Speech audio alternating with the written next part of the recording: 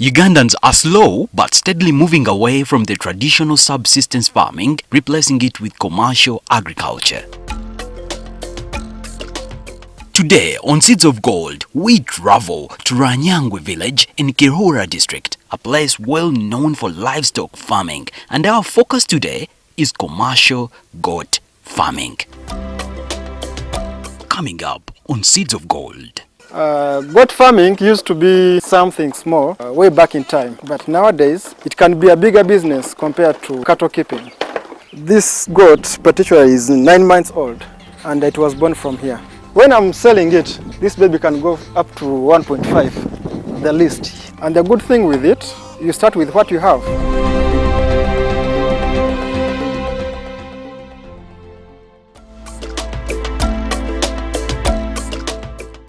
Defining one's objective before starting to rear goats is a very important component. Why are you rearing goats? Is it for the meat, milk, wool or leather? Today, we meet Amil Wamala, a goat farmer who cautions that one has to do a case study first for any farming venture. My journey is so interesting. You can't believe it. I started in 2020, in August. Yeah, that's when I started goat farming. After visiting a number of farmers to see how they do, I was so interested and I started goat farming. I started with local ones for about 8 months. My reason was to first study how to take care of goats and all that. When I got enough experience, and that's when I started these exotic goats. The most important and common indigenous goat breeds of Uganda are the small East African, Mubende and Chigezi goats. However, currently there are many new and exotic breeds on the market. Primary characteristics of a Boer goat is the brown scarf, then the dropping ears. Those are the major 2 things that you have to focus on. And maybe the chest. Me as a breeder now, I can see a goat and I see the chest and tell you that this is good, this is a good breed. Yeah.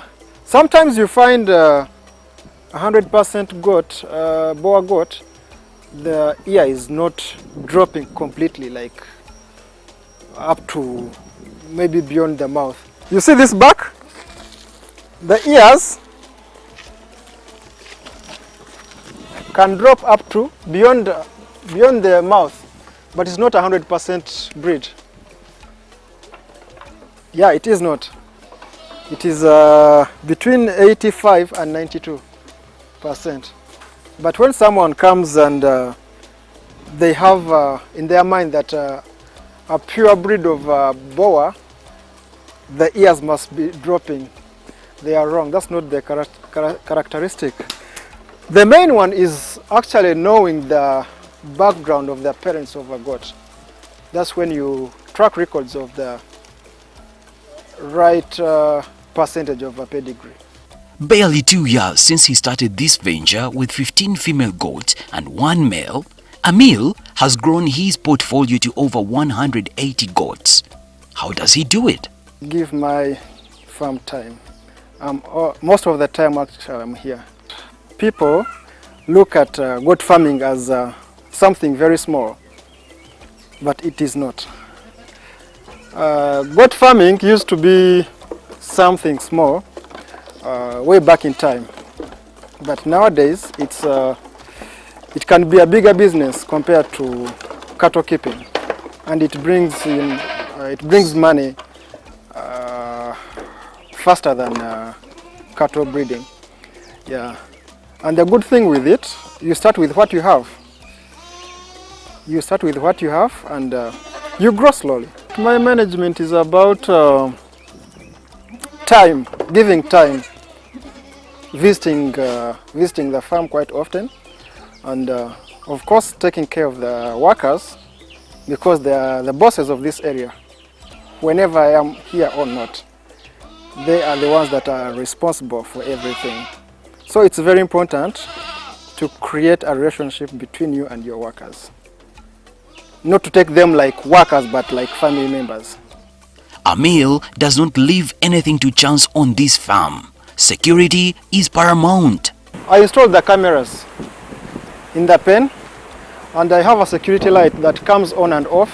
For security camera, I use my phone to monitor everything that is done at the farm. For example, when the goat is born and I'm away, I see it even before the caretaker has seen it already. And for the light, when someone steps in at night, it comes on. And it helps the camera to get a proper vision to see who has come inside. The whole set costs like 1.2 million Ugandan shillings. Yeah, it is not costly to me.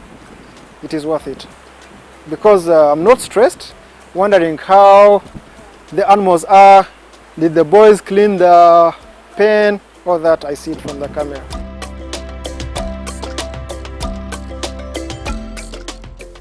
Emil rears his goats using the free-range system because he has the acreage to do so, and also for the fact that it's cost-effective compared to zero grazing. People feed their goats in different ways, but for me here I do free-range because I have enough land. They go in the morning, come back in the evening. Yeah, but there are many choices of goat breeding. You can choose to have zero grazing, which also work very well when you don't have enough land. So any piece of land that you have, you can start with to do goat farming. We release goats depending on the weather. When it's rainy season, we first let the ground dry because goats fall sick during the rainy season. They get worms from the grass. And it happens when the grass is still wet. That's why they pick eggs for the worms to get diseases. So when it's sunny season, normally between 10 and 11, there's no morning dew in the grass, and it's also dangerous for the foot rot. They get issues with foot rot. Another disease that disturbs goats during rainy season is off. Yeah, it's a disease that causes rashes. It causes rashes on the lips, and it disrupts them a lot. So those are the reasons as to why we give time when it's rainy season. It can even reach at up to 1. Goats cannot feed when it's raining or when the grass is wet because they don't deal with water. They don't like stepping in water, and that's why they fall sick a lot during rainy season. Yeah, and they don't look as good as they look when it's dry spell. They do better in dry season. Emil has a combination of the local breeds and hybrid goats. The hybrid goats mature fast and therefore fetch money quicker. If you want to do business in goat farming, go for exotic goats because they grow fast, and feeding and medication and vaccination is like other animals, like other goats. So the money you spend on local goat is the same amount of money you spend on exotic. And exotic goats grow faster compared to the local ones. However, for good outcomes, a farmer has to avoid subjecting the goats to stress, including housing them in a comfortable shelter. Animals are like human beings. They are like human beings. For example, they get stressed, they get tired. Things that stress goats, first of all, housing. It's very important. Before you venture into goat farming, you have to make sure that you have a good house for them. And according to how you see, these are animals. Some people do make mistakes and they construct a house like for a human being. They are animals that need space within. They need aeration. They're not like human beings. They have fur. They don't need that. When you compact them in the house, which is constructed like for human beings, it will fall sick. It will fall sick and it will like somehow suffocate. it will lead to fall sick and get stress. Another stress factor is feeding. Some animals are not used to walk a long distance for feed. Like some people have goats in the houses, they're grazing. You cannot bring it and put it on free range and you think that it will maintain the body size and all that, like how these ones are already used to. So here there is water. Where they graze from, there is grass, there is water.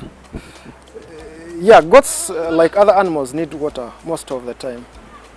After browsing, they have to go and look for water to drink.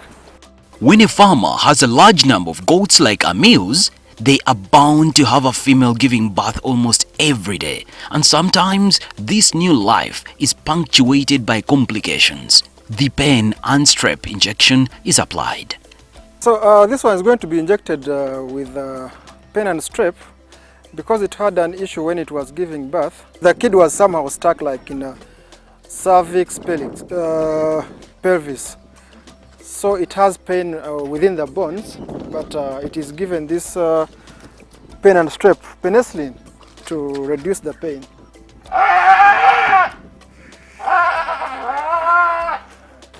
This kid was released. It is 1 month and 2 weeks. It is not yet 2 months. But this gentleman always see them like they're old, but it's not the right thing. This is the size that I freely give. I freely allow to go and graze with the mothers. So the mothers stay here. The big number of the goats, the mothers, stay here, and the kids, after breastfeeding for about 2 to 3 hours, they separate the kids to their pen.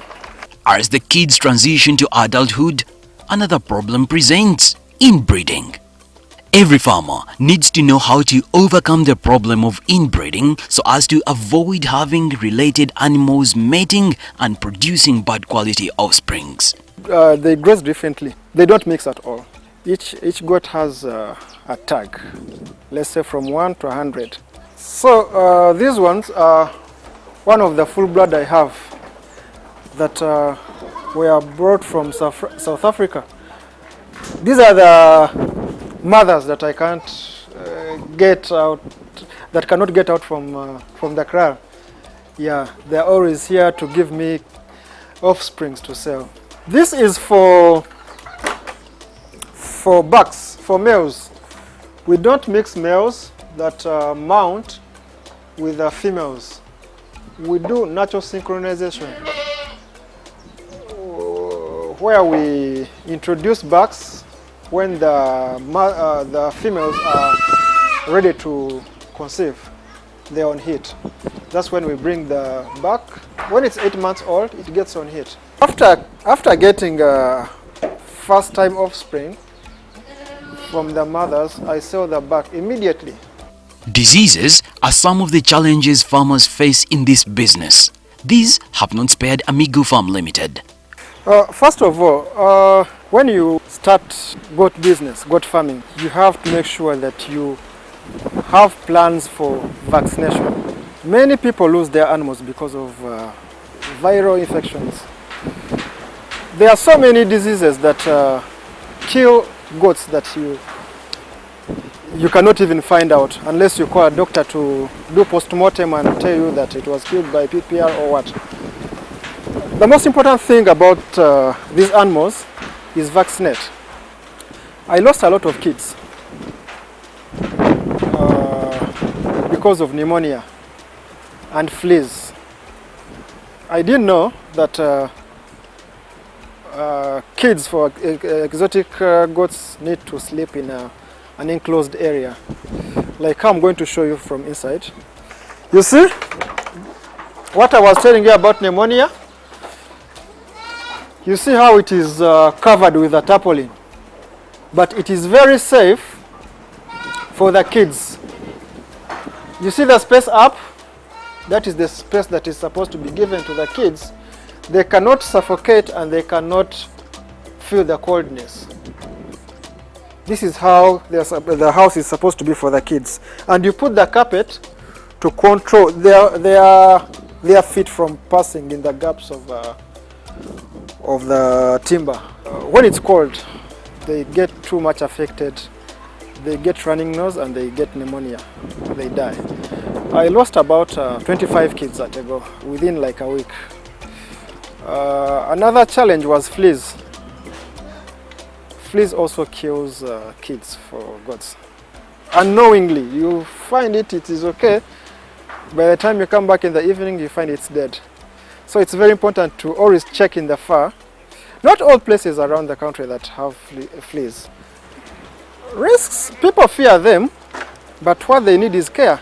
As I've told you, housing, treatment, and vaccination. That's all, nothing else.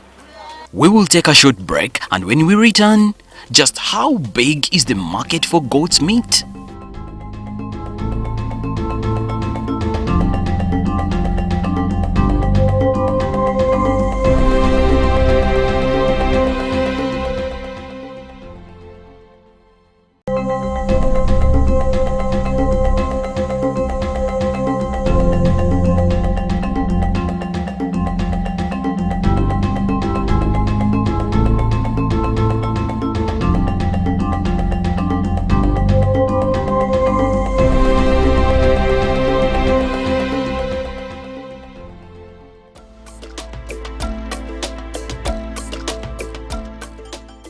The market for goats is overwhelming, and most farmers can attest to this fact.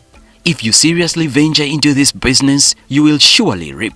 This market cuts across regions and beyond country. If you could see this goat, it is, I have records by the way. When a kid is born, I do record keeping. I note them down.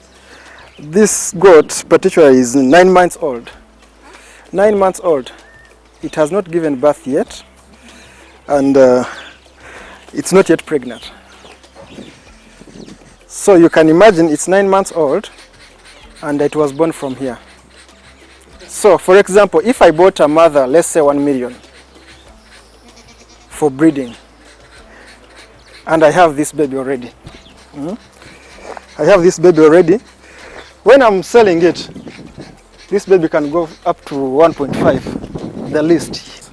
I do export to Kenya, Tanzania, and DRC. So far, I've covered 3 countries. The market I got is through my Facebook page. I created a Facebook page, and I post my goats. People see them and like them. The market is overwhelming. That's what I have to tell everyone. Market for goats is still virgin in Uganda. I sell seasonally. A client can ask me, I want goats, I say, wait up to August. I sell my goats when they are from 5 months and above. Yeah, that's what I do. Because I know that it's wind and it's safe to go to another place. Our local goats have always stood the test of time. They are very resilient and resistant to diseases even under harsh African conditions. At Amigo Farm Limited, both local and exotic breeds are reared, although separated. I have local goats which don't stay here. They have their own pen, and they graze differently. The workers are different. Those that take care of these ones are not the ones that are taking care of the other ones. And the grazing, they have different paddocks. Yeah, they don't mix at all. The advantage with these goats, you can see even the housing is different. They are so resistant to diseases. They are not fragile like the other ones that we've seen first, the exotic ones.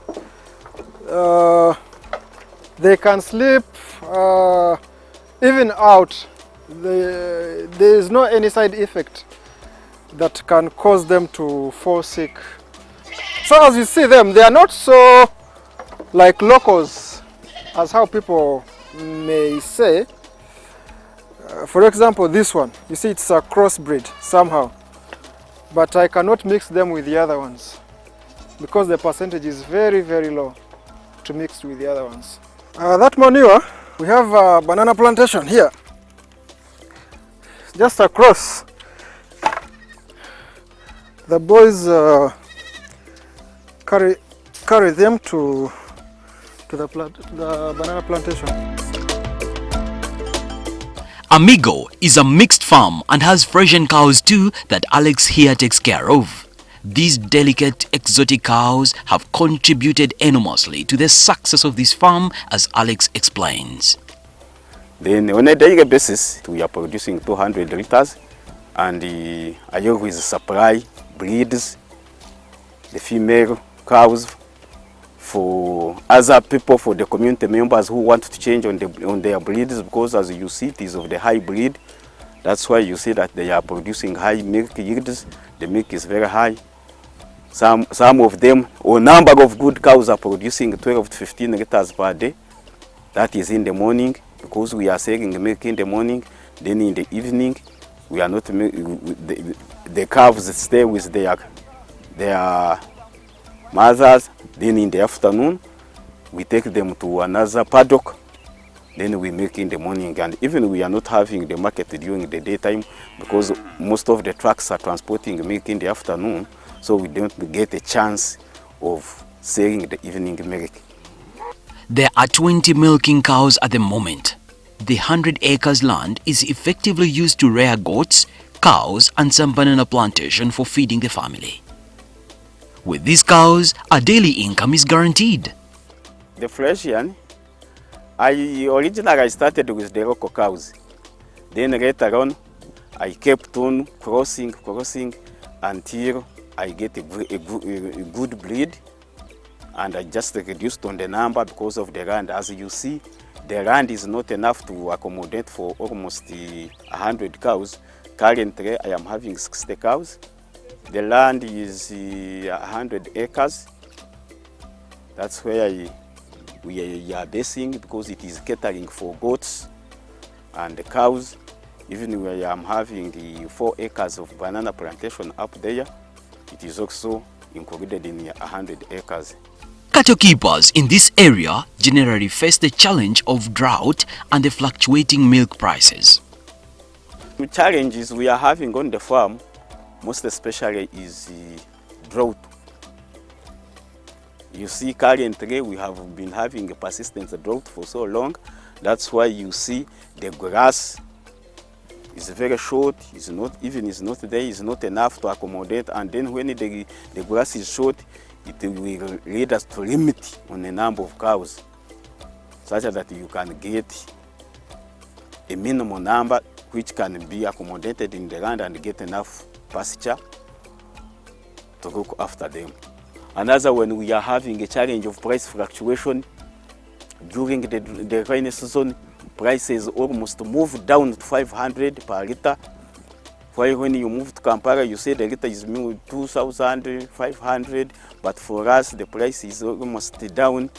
And now we need to look after the farm, we need to pay the workers, we need to buy caricides, rock salt for the animals. The cost is high, and then the income will be low. Goat farming is not rocket science, according to Emil, and anyone with a piece of land, however small, can venture into this enterprise. You too can make it and make a good living out of it. Housing is very, very important. Construct a house for your goats. Then start with what you have. You can start with 2 females and 1 buck, depending on how much you have. I told you, even if you are in a house of which is seated on a land of 50 by 100, you can keep your 5 goats. You do the grazing and look for pastures out. The advice I give to the youth is don't rush into town. There are so many opportunities in village other than selling your land and go to buy board and, you know. If you have 500,000, you can start what I'm doing. Start small, grow big. Next week on Seeds of Gold, we continue to traverse through this lush countryside, one district at a time, learning from the farmers in this area that have managed to make the soils spit out money.